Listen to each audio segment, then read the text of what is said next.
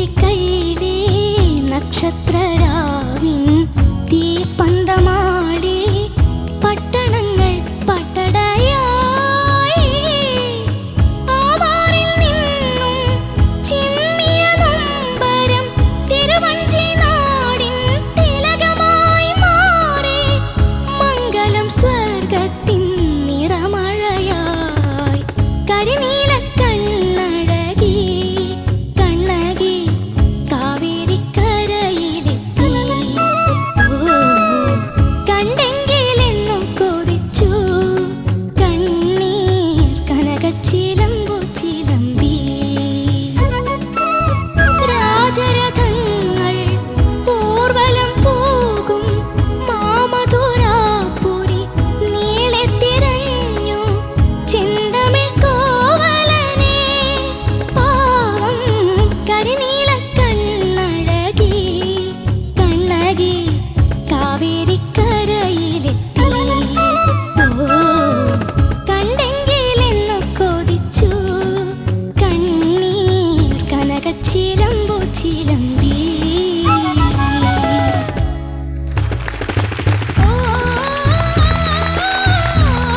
അനുഷ്ക, എന്തോ ഇത് ഏത് രാഗത്തിലെ പാട്ടാ? ഇത് ശുദ്ധ ധന്യാസി പാടായിരുന്നോ ഈ റൗണ്ട്? അല്ല, കുഴപ്പമില്ലായിരുന്നു. ഈ നല്ല സോങ് ആണല്ലോ. ഇത് ആരാ സെലക്ട് ചെയ്തേ? ഇത് ഗ്രൂമേഴ്സും ഞാനൊക്കെ കുടിച്ചു. ഒന്നിച്ച്. ഓക്കെ, ഇനി പാട്ട് എങ്ങനെയുണ്ടെന്ന് ചോദിക്കാം. ഓക്കെ, അനു ചേച്ചി. മോളുടെ വോയിസ് നല്ല ക്യൂട്ടാണ്, നല്ല മെച്യൂരിറ്റി ഉണ്ട്. പക്ഷെ ഈ ശ്രുതിന്റെ കാര്യം എനിക്ക് തോന്നി താഴെയും കിട്ടുന്നില്ല, താഴെ സാ തന്നെ കുറച്ച് പ്രശ്നമാണ്. ഈ നമ്മള് കനകച്ചിലമ്പ് പാടിയപ്പോ അല്ലേ, ഒന്ന് പാടാമോ?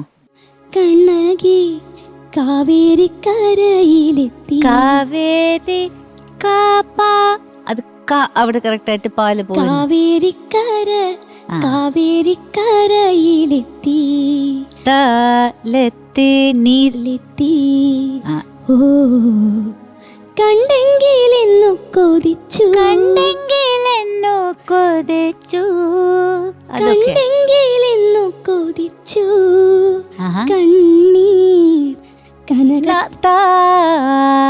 ലാൻഡിങ് നോട്ട് ഒന്ന് കേക്കട്ടെ. ആഹാ, കനകച്ചിലമ്പു ചിലമ്പി ഗരിസനീസ ചിലമ്പി ചിലമ്പി. ഇപ്പോഴാണ്. അപ്പോൾ മോൾക്ക് അറിയാം ഏത് നോട്ടാണ്. പക്ഷെ ചിലപ്പോൾ അതിന്റെ ഫോക്കസ് ഓരോ നമ്മൾ പ്രാക്ടീസ് ചെയ്യുമ്പോൾ ഓരോ നോട്ടിനും ആ സംഗതി മുഴുവൻ നമ്മൾ അതിൻ്റെ കൂടെ ട്രാവൽ ചെയ്യണം. പക്ഷെ അത് നമ്മൾ പ്രാക്ടീസ് ചെയ്ത് ചെയ്ത് അത് സ്വന്തം തന്നെ നമ്മൾ ചിന്തിക്കാതും അതങ്ങനെ ഫ്ലോ വരും. അപ്പോൾ നമുക്കങ്ങനെ ചിന്തിക്കേണ്ട. പക്ഷെ അത് കിട്ടുന്നവരെ അങ്ങനെ ഉറക്കത്തിന് ഇങ്ങനെ പാടുന്ന പറഞ്ഞ് അങ്ങനെ പെട്ടെന്ന് കറക്റ്റായിട്ട് പാടും അങ്ങനെ. അപ്പോൾ ആ ഒരു ഫോക്കസ് വേണമെന്നാണ് എനിക്ക് തോന്നിയത്. ബിക്കോസ് നല്ല വോയിസ് ആണ് കേട്ടോ. Thank you. എല്ലാം വരുന്നുണ്ട്. ശ്രുതി വളരെ ഇമ്പോർട്ടൻ്റ് അല്ലേ. ഇത് ആദ്യം മാത്രം തുടക്കം മാത്രം കറക്റ്റായി എൻഡ് പോയി അല്ലെങ്കിൽ ഇടയ്ക്ക് പോയി എന്ന് നമ്മൾ അങ്ങനെ നോക്കിയാൽ പിന്നെ അത് പാട്ടിൻ്റെ ഭംഗി പോവും അല്ലേ. അപ്പോൾ ഇത് രാഗം എന്ന് പറഞ്ഞപ്പോൾ ഇത് ശുദ്ധ ധന്യാസി എന്താണ് ആരോഹണം അവരോഹണം?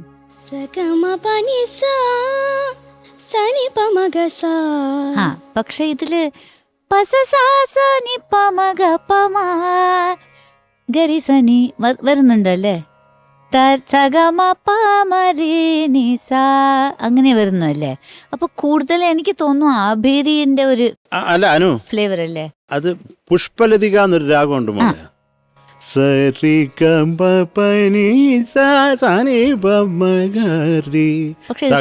ശുദ്ധ സന്യാസി ബേസ് വെച്ചിട്ട് ഞാൻ പറഞ്ഞില്ല. ഇപ്പൊ സിനിമ രാഗം എന്ന് പറയുമ്പോൾ നമ്മൾ ശുദ്ധ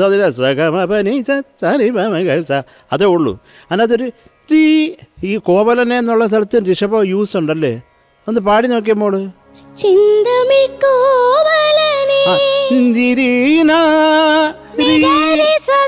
ആ രീ എന്നുള്ള പ്രയോഗം ഉണ്ട് അതില് കേട്ടോ മോളെ. അപ്പൊ അത് നമുക്കത് പുഷ്പലതിക എന്നങ്ങോട്ട് വിശ്വസിക്കാം കേട്ടോ, ഋഷഭം ഉള്ളതുകൊണ്ട്.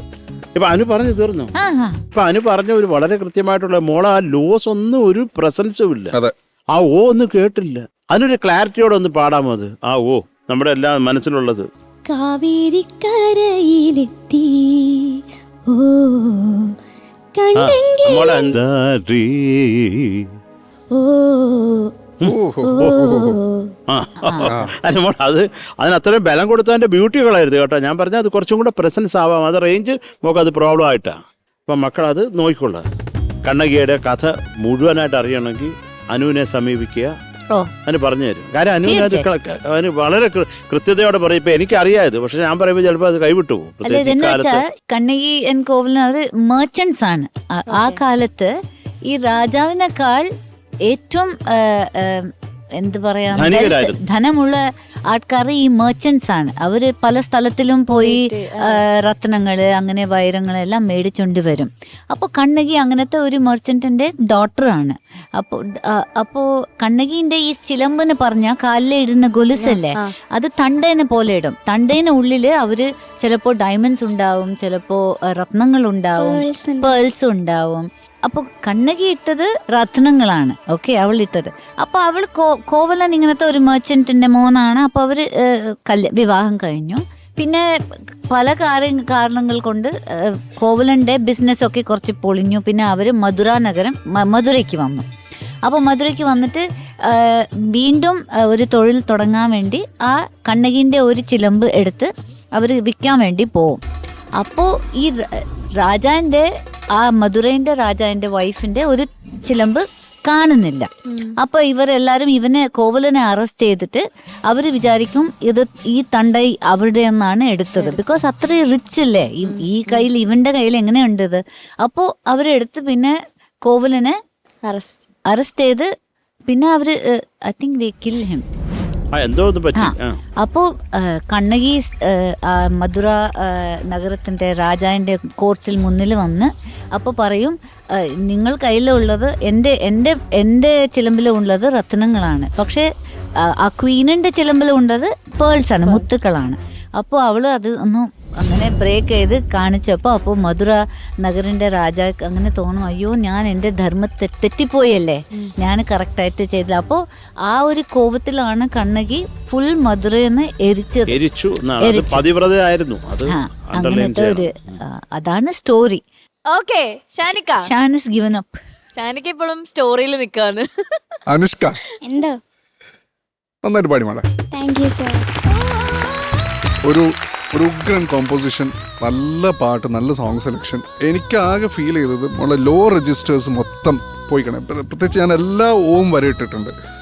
പിന്നെ ചെന്തമിഴ് കോവിലിനെ ഒരു പാവം വരുന്നില്ലേ അതിൻ്റെ ഇടയിൽ, നമ്മൾ അതൊന്ന് പാടിക്കേ, ആ ലൈൻ മാത്രം ഒന്ന് പാടിക്കേ.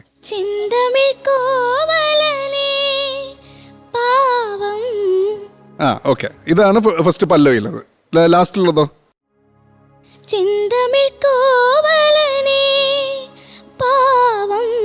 ഓക്കെ. അപ്പൊ ആ റിപ്പീറ്റിലുള്ളത് ഒന്ന് ചെറുതായിട്ടൊന്ന് സ്ലിപ്പായിട്ടുണ്ട്. കൂടുതലും എനിക്ക് തോന്നിയത് ഈ ലോ രജിസ്റ്റേഴ്സ് ആണ് നമുക്കൊന്ന് സ്ട്രോങ് ആക്കേണ്ടത് അനുഷ്ക. പക്ഷെ ഇത് പ്രാക്ടീസിലൂടെ നടക്കും കേട്ടോ. ഇത് നടക്കാത്ത കാര്യമൊന്നുമല്ല. ഇത് ഈസിലി ചെയ്യാൻ പറ്റുന്ന കാര്യമാണ്. പ്രാക്ടീസ് ചെയ്ത് കഴിഞ്ഞാൽ ആ ലോ രജിസ്റ്റർ ഒക്കെ നമുക്ക് കിട്ടും. ഈ പറഞ്ഞ പോലെ ശ്രുതി ബോക്സ് ഇട്ടിട്ട് ഒരു ഓക്ടേവ് കുറച്ച് നോട്ട്സ് കുറച്ച് കൊണ്ടുവന്നിട്ട് നമ്മളിങ്ങനെ പ്രാക്ടീസ് ചെയ്താൽ മതി. ഒരു നോട്ട് സ്റ്റഡി ആയിട്ട് ഹോൾഡ് ചെയ്യാൻ പഠിക്കാം. അപ്പോൾ അതൊക്കെ ഒന്ന് ശ്രദ്ധിക്കാം കേട്ടോ. ഇത്രേ ഉള്ളൂ. ബാക്കി it was okay. All the best. Thank you Shanika. മക്കളെ, മക്കൾ സുഖമാണോ? സുഖമാണെങ്കിൽ എനിക്ക് ആ കണ്ണീരൊന്ന് പാടിത്തരുമോ? ഞാൻ അത് എന്താണ് മക്കൾ ഉദ്ദേശിച്ചത് ഇതുവരെ പിടി കിട്ടിയില്ല.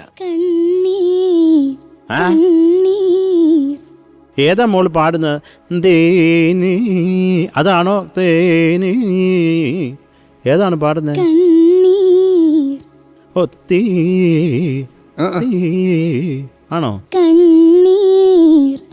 അത് എപ്പോഴും ഈ വാവനും സംക്രാന്തിക്കും അല്ല ആ സംഗതി വരേണ്ടത്. എപ്പോ പാടിയാലും വരണം കേട്ടോ.